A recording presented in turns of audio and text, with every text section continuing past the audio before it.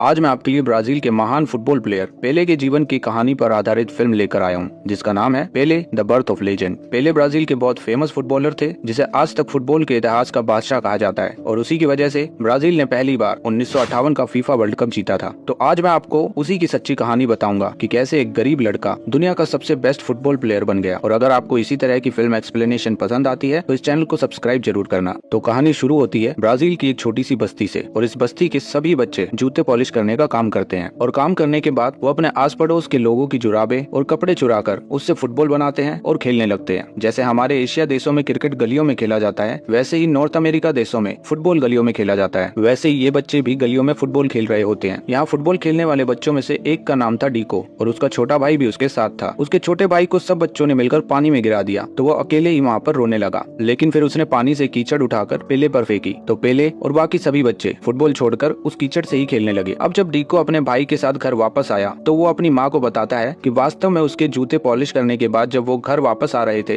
तो जूको का पैर फिसल गया और वो नदी में गिर गया। लेकिन तभी जूको सच बोल देता है कि वो लोग फुटबॉल खेलते हुए कीचड़ में हो गए। ये बात सुनकर पेले की माँ उन पर बहुत गुस्सा करती है। दरअसल डीको की माँ कभी नहीं चाहती थी कि उसके बच्चे फुटबॉल खेले, क्योंकि डीको के पिता एक समय पर बहुत अच्छे फुटबॉल प्लेयर थे, लेकिन फुटबॉल खेलते समय लगी चोट के कारण उनका एक पैर पूरी तरह से खराब हो गया और उनका फुटबॉल करियर खराब हो गया और अब वो सफाई का काम करते हैं। फिर 1950 का समय आता है और आज ब्राजील टीम यूरुग्वे में फुटबॉल वर्ल्ड कप का खेल खेल रही थी। इसीलिए ब्राजील के सभी लोग अपना सारा काम छोड़ छाड़ कर फुटबॉल मैच सुनने के लिए रेडियो चालू करके बैठ गए थे, क्योंकि उस समय टीवी का आविष्कार नहीं हुआ था। लेकिन दुर्भाग्य से आज के मैच में ब्राजील बहुत बुरी तरह से हार जाता है और ब्राजील उस पूरे वर्ल्ड कप से बाहर हो जाता है। ये खबर सुनते ही ब्राजील के सभी लोगों की आंखों में आंसू आ गए, यहाँ तक कि छत पर लेट कर फुटबॉल मैच सुन रहा डीको भी रोने लगा। दरअसल ब्राजील के सभी लोग फुटबॉल खेल को बहुत पसंद करते थे और अब डीको के पिता घर आते हैं और डीको अपने पिता से कहता है कि एक दिन मैं ब्राजील के लिए वर्ल्ड कप जरूर जीतूंगा, आप देख लेना। लेकिन तभी उसके पिता डीको से कहते हैं, डीको मुझे पता है कि तुम बहुत अच्छा फुटबॉल खेलते हो, लेकिन मैं चाहता हूँ कि तुम अपनी माँ की बात सुनो और फुटबॉल खेल से दूर रहो। दरअसल आज ये मैच हारने के बाद डीको के पिता को मानसिक रूप से काफी तकलीफ हुई थी। खैर अगली सुबह डीको की माँ उसको अपने साथ सफाई के काम पर लेकर गई। फिर काम करते हुए डीको की माँ को घर के अंदर से किसी ने बुलाया तो उसकी माँ डीको को अपना काम देकर जाती है, लेकिन बेचारा डीको अकेले वहाँ बैठा हुआ चारों तरफ देखता है और उसकी नजर पड़ती है टेबल पर रखी हुई बहुत सारे केक्स और पेस्ट्रीज पर। तो बेचारा बेबस डीको वहाँ से जल्दी से केक उठाकर खा लेता है, लेकिन तभी वहाँ बहुत सारे लड़के आ जाते हैं और वो सभी एक फुटबॉल टूर्नामेंट के बारे में बातें कर रहे होते हैं, जहाँ बच्चे फुटबॉल खेलेंगे और जो बच्चे अच्छा खेलेंगे उन्हें सेंटोस फुटबॉल क्लब में शामिल कर लिया जाएगा। वो लड़के बहुत एक्साइटेड थे और सभी अलग अलग फुटबॉल प्लेयर के नाम बता रहे थे कि वो उनकी तरह खेलना चाहते हैं। लेकिन ये सब सुनकर बेचारे डीको ने भी कहा कि मैं पेले की तरह खेलना चाहता हूँ। ये सुनकर वो सारे लड़के हंसने लगते हैं और कहते हैं कि ये पेले कौन है। डीको कहता है कि वो वास्को दी गामा का गोलकीपर है। दरअसल यहाँ डीको ने गलत बोल दिया था, क्योंकि वास्को दी गामा के गोलकीपर का नाम बिले था, इसलिए वो गलती से उसे पेले बुला देता है। फिर वहाँ मौजूद सभी बच्चे उस पे हंसते हैं और कहते हैं कि जरूर कोई पागल ही होगा जो बिले को पेले कहेगा। खैर आज से हम तुम्हें पेले कहकर बुलाएंगे। और फिर वो लड़के अपने फुटबॉल को डीको की तरफ मारते हैं और बॉल से पानी की भरी हुई बाल्टी फर्श पर गिर जाती है। इसके तुरंत बाद डीको की माँ वहाँ आ जाती है और वो बार बार उन बच्चों से माफी मांगती है। हालांकि यहाँ डीको ये कहने की कोशिश करता है कि गलती उन लड़कों की है, लेकिन डीको की माँ उसे चुप कर देती है, क्योंकि उसकी माँ वहाँ काम करती थी। फिर जब डीको की माँ उसे वहाँ से लेकर जाने लगती है तो वो जल्दी से टूर्नामेंट के बारे में एक पर्चे को टेबल से उठा लेता है। फिर वो अपनी बस्ती में पहुँचता है और अपने दोस्तों को उस पर्चे को दिखाकर कहता है कि हम भी एक टीम बनाएंगे और इस टूर्नामेंट में भाग लेंगे। ये सुनकर डीको का छोटा भाई कहता है, लेकिन अगर माँ को पता चल गया तो वो बहुत नाराज होंगी। डीको कहता है तुम चुप रहो। फिर डीको के सारे दोस्त मिलकर एक टीम बनाते हैं और उस टूर्नामेंट में भाग लेते हैं। यहाँ वो लड़के भी थे जिनसे डीको को इस टूर्नामेंट की खबर मिली थी, जिनके घर डीको की माँ काम करती थी। इधर डीको की टीम के एक लड़के ने अपने कमरे की चादर काटकर सबके लिए एक जैसी शर्ट बना डाली और अब फुटबॉल मैच शुरू होता है। यहाँ डीको की टीम को शूलेस कहा जाता है। अब फुटबॉल खेलते हुए डीको की टीम फाइनल तक पहुंच जाती है और अब फाइनल में उनका मुकाबला उन लड़कों के साथ था जिनसे डीको को टूर्नामेंट की खबर मिली थी, जिन्होंने डीको का नाम पेले रखा था। और ये नाम सुनते ही डीको को बहुत गुस्सा आता है। डीको की टीम में किसी भी खिलाड़ी के पास एक जोड़ी जूते नहीं थे और इसीलिए उन सभी ने खाने के गोदाम से मेवे की कुछ बोरियां चुरा ली और उन्हें बेच दिया। उन्हें बेचकर जो पैसा आया उनसे उन्होंने सभी टीम के लिए कुछ पुराने जूते खरीदे। उनमें से कोई भी जूता उनके पैरों में फिट नहीं था, साथ ही उन्हें जूते पहनकर खेलने की आदत भी नहीं थी। और अब उनका मैच शुरू होने वाला था द किंग टीम के खिलाफ। तभी मैच के अनाउंसर माइक पर बताते हैं कि शूलेस टीम के कैप्टन का नाम पेले है। पेले नाम सुनकर डीको को बहुत गुस्सा आता है, वो इस नाम को सहन नहीं कर पाता और अब फाइनल मैच शुरू होता है। वहीं मैच के दौरान विरोधी टीम के खिलाड़ी पेले पेले कहकर डीको को बहुत परेशान करते हैं, लेकिन यहाँ डीको की टीम अच्छा परफॉर्मेंस नहीं करती। उन्होंने हाफ टाइम से पहले 6 गोल खाए और आधे मैच की समाप्ति पर स्कोर 6-0 था। अब डीको और उसकी टीम के सभी खिलाड़ी अपने जूते उतार देते हैं, क्योंकि उनमें से किसी को भी जूते पहनकर फुटबॉल खेलने की आदत नहीं थी, क्योंकि वो सभी बस्ती के गरीब बच्चे थे। और अब जूता उतारकर खेलना शुरू करने के बाद डीको की टीम की शक्ल बदली बदली नजर आ रही थी। उन्होंने बहुत ही शानदार तरीके से खेलना शुरू किया, अपनी विरोधी टीम के खिलाफ 6 गोल मारे और अब मैच का स्कोर 6-6 से बराबरी पर था। इस मैच में डीको ने बहुत अच्छा प्रदर्शन किया। ये देखकर फुटबॉल देख रहे सभी लोगों ने उसे पेले पेले कहकर प्रोत्साहित किया, क्योंकि वो सभी डीको के असली नाम को नहीं जानते थे, क्योंकि वो सभी लोग डीको को पेले नाम से जानते थे। दरअसल यहाँ विरोधी खिलाड़ियों ने डीको को छोटा दिखाने के लिए उसका नाम डीको की जगह पेले लिखवा दिया था। लेकिन अब डीको अपने पेले नाम से नाराज नहीं था, क्योंकि अब पेले नाम चल रहा था। और इसी पूरे मैच को डीको के पिता भी देख रहे थे। उसके पिता इस मैच को देखकर बहुत ज्यादा खुश होते हैं, क्योंकि उनके बेटे ने उनसे भी बेहतर फुटबॉल खेलना सीख लिया था। लेकिन फिर वो लोग वहाँ पहुँच गए जहाँ से डीको और उसकी टीम ने मेवे की बोरियां चुराई थी, और उन लोगों ने डीको की पूरी टीम का पीछा करना शुरू कर दिया। और उन्हें देखकर डीको और उसके सभी दोस्त उनसे बचकर भागने लगे। फिर डीको और उसका दोस्त डियागो एक नदी पार करते हैं और एक मिट्टी की सुरंग के अंदर छिप जाते हैं। फिर वहाँ अचानक से बारिश होने लगी, और बारिश होने के कारण कुछ देर बाद सुरंग के ऊपर से जमीन धंसने लगी। सौभाग्य से डीको तो वहाँ से बचकर निकल गया, लेकिन उसका दोस्त डियागो सुरंग के नीचे ही दब गया और उसकी वहीं मौत हो गई। बेचारा डीको अपने सबसे अच्छे दोस्त की मौत के लिए खुद को जिम्मेदार महसूस करने लगा। वो अपनी माँ के पास रोते हुए आता है और सब कुछ बताता है। फिर उसकी माँ उसे गले लगाती है और डीको को समझाती है कि जिंदगी में जब कोई हादसा होना होता है तो वो कैसे भी करके हो ही जाता है, उसके लिए अपने आप को जिम्मेदार नहीं ठहराना चाहिए। डीको रोते हुए अपनी माँ से कहता है, माँ, मैं एक अच्छा बच्चा बनना चाहता हूँ। आज से मैं रोज स्कूल जाऊंगा, मैं पढ़ाई करूंगा और मैं आज से फुटबॉल भी नहीं खेलूंगा। और इस घटना के बाद से डीको स्कूल जाना शुरू कर देता है। डीको अपने पिता के साथ साफ सफाई का काम भी करवाता है, लेकिन सच में उसने फुटबॉल खेलना छोड़ दिया था। लेकिन यहाँ डीको के पिता चाहते हैं कि डीको फिर से फुटबॉल खेलना शुरू करे, क्योंकि उन्होंने उस दोपहर फुटबॉल का मैच देखा था। डीको के घर के पीछे एक आम का पेड़ था। डीको के पिता ने उसे बताया कि मैं इस आम के पेड़ के आमों से फुटबॉल की प्रैक्टिस करता था, शूटिंग के लिए कच्चे आम और बैलेंस के लिए पके आम। दरअसल डीको के पिता उसे वापस फुटबॉल खेलने के लिए प्रेरित करने की कोशिश कर रहे थे, लेकिन डीको ने फुटबॉल के पहले गेम में कोई दिलचस्पी नहीं दिखाई। लेकिन फिर धीरे धीरे उसने अपने पिता की तरह फिर से आमों के साथ फुटबॉल खेलने की प्रैक्टिस करना शुरू कर दिया। धीरे धीरे समय बीतता गया और आज वो बच्चा डीको 13 साल का हो चुका है। और आज एक आदमी डीको के घर आता है। दरअसल ये आदमी सेंटोस फुटबॉल क्लब का मैनेजर था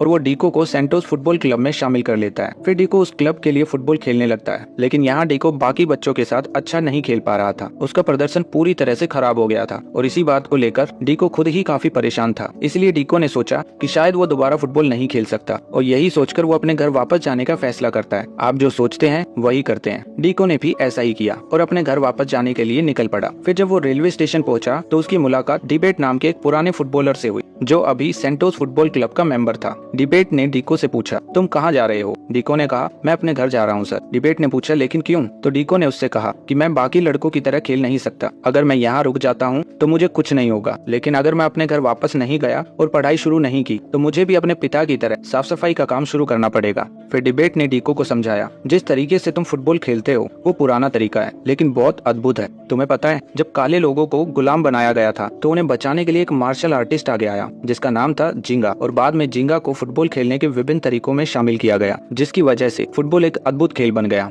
लेकिन फिर जब 1950 में ब्राजील फीफा वर्ल्ड कप हार गया तो लोगों को लगने लगा कि शायद ब्राजील के जिंगा स्टाइल की वजह से ही वो मैच हार गए। तो तब से इस जिंगा स्टाइल को ब्राजील टीम ने खेलना बंद कर दिया। लेकिन तुम जिस स्टाइल से खेलते हो वो जिंगा स्टाइल ही है, और तुम इस जिंगा स्टाइल में बहुत अच्छे हो। इसलिए तुम्हारा कोच नहीं चाहता कि तुम इस स्टाइल में फुटबॉल खेलो। अब तुम दो काम कर सकते हो। सबसे पहला तो तुम अपने अंदर के जिंगा स्टाइल को सबके सामने दिखाकर ये साबित कर सकते हो कि तुम अपने इस स्टाइल में कितना अच्छा फुटबॉल खेल सकते हो। और दूसरा काम ये है कि थोड़ी देर बाद ट्रेन आने वाली है, तुम उस ट्रेन में बैठकर अपने घर वापस जा सकते हो और अपनी वही नॉर्मल जिंदगी शुरू कर सकते हो। ये सब समझाने के बाद डिबेट वहाँ से चला जाता है और फिर ट्रेन भी वहाँ आ जाती है। लेकिन डीको ट्रेन में नहीं चढ़ता, वो फुटबॉल के मैदान में वापस जाता है और अब डीको अपने जिंगा स्टाइल में पूरे दिल से फुटबॉल खेलता है और बहुत शानदार गोल करता है। ये सब देखकर डीको का कोच हैरान रह जाता है। फिर उसका कोच उसे बुलाता है और कहता है कि तुम ये क्या कर रहे हो। डीको को लगता है कि उसने कोई गलती की है, तो वो बोलता है, सॉरी सर, अब नहीं करूंगा। लेकिन डीको का कोच उसे कहता है कि तुम्हें ऐसा फिर से करना चाहिए, और इस बार डीको अपने जिंगा स्टाइल में कई सारे गोल मारता है। डीको का कोच ये देखकर बहुत ज्यादा हैरान और खुश होता है। जहाँ डीको को सामान्य टीम में भी नहीं लिया था, अब उसे सीधा प्रो टीम में शामिल कर लिया गया। और अब 15 साल के डीको ने सेंटोस फुटबॉल क्लब में कई मैच जीते और अपने पैरों के जादू से इस क्लब के नाम बहुत सारे गोल किए। फिर धीरे धीरे डीको का नाम पूरे देश भर में फैलने लगा, लेकिन हर कोई उसका नाम पेले के नाम से जानता था। और इसी तरह समय बीतता गया और अब बात आती है 1958 की। इस साल फीफा वर्ल्ड कप था, लेकिन डीको केवल 17 साल का था।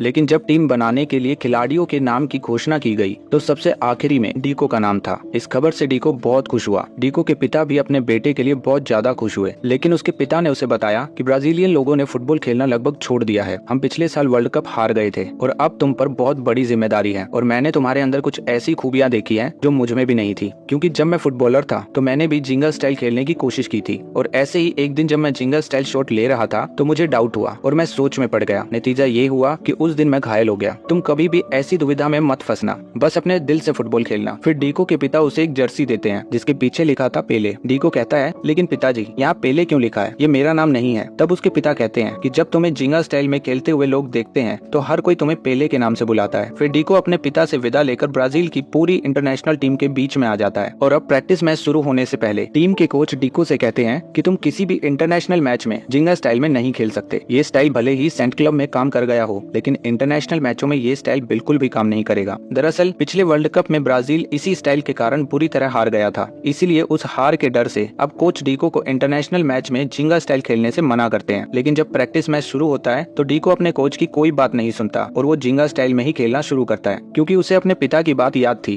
तो इस प्रैक्टिस मैच के दौरान डीको के घुटने में भयानक चोट लग गई और ये चोट लगने से डीको को वर्ल्ड कप खेलने की कोई उम्मीद नहीं थी। बड़ी परेशानी के साथ डीको ने अपने घर फोन किया और अपनी माँ से कहा कि मेरे घुटने में बहुत भयानक चोट लगी है। ये सुनकर उसकी माँ को बहुत दुख हुआ, क्योंकि ऐसी ही एक चोट ने उनके पति का पूरा फुटबॉल करियर बर्बाद कर दिया था और अब वो सफाई का काम करते हैं। वो अपनी माँ से कहता है, माँ मुझे बहुत बड़ी गलती हुई है, मुझे स्कूल जाना चाहिए था। फिर डीको की माँ कहती है, नहीं बेटा, हम सारे फैसले एक साथ लेते हैं और तुम्हारे साथ कुछ भी हो हम तुम्हारे साथ खड़े हैं। फिर डीको को डॉक्टर ने बताया कि डीको अगले मैच में खेल सकता है। और फिर रेडियो पर खबर आई कि ब्राजील ने अभी तक 1950 और 1954 की हार से सीख नहीं ली है। ब्राजील के खिलाड़ी अभी भी पुराने जिंगा स्टाइल में खेल रहे हैं और जानबूझकर खुद को घायल कर रहे हैं। ये खबर डीको को पॉइंट आउट कर रही थी। ये खबर सुनकर उसके कोच बहुत नाराज होते हैं, लेकिन कोच ने उस दिन डीको से कुछ नहीं कहा और अब वर्ल्ड कप शुरू हो गया था। लेकिन खेल शुरू होने से पहले डीको के डॉक्टर उससे कहते हैं कि तुम्हें अपने घुटने का ख्याल रखना चाहिए, क्योंकि अगर इसके बाद तुम्हें कोई भी चोट लगती है तो तुम दूसरा मैच नहीं खेल पाओगे। डीको ने डॉक्टर की सारी बातें सुनी और बहुत ध्यान से खेलना शुरू किया। हालांकि ब्राजील धीरे धीरे मैच जीतकर सेमीफाइनल में पहुंच गया और अब सेमीफाइनल में ब्राजील का मुकाबला फ्रांस से हुआ। हाफ टाइम से पहले फ्रांस और ब्राजील 1-1 की बराबरी पर थे और हाफ टाइम के दौरान